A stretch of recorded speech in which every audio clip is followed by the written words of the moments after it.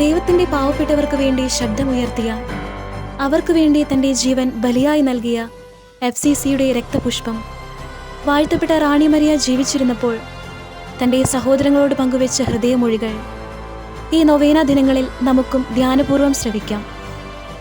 ആദ്യവ്രതം മുതൽ എൻ്റെ കഴുത്തിലെ കുരിശുരൂപം ചുംബിക്കുമ്പോഴൊക്കെ ഞാൻ ഈശോയുടെ ഹൃദയം സ്വീകരിക്കുകയും പകരം എൻ്റേത് കൊടുക്കുകയും ചെയ്യുന്നു. കുരിശിൻ്റെ പിന്നിൽ എനിക്കൊരിടം കിട്ടുന്നു. നമ്മൾ ഇത് പരിശീലിച്ചാൽ വ്യത്യസ്ത സ്വഭാവക്കാരായ ആളുകളുമൊത്ത് സ്നേഹത്തിൻ്റെ പൂർണ്ണതയിൽ ജീവിച്ച് നമുക്ക് വിശുദ്ധരാകാം.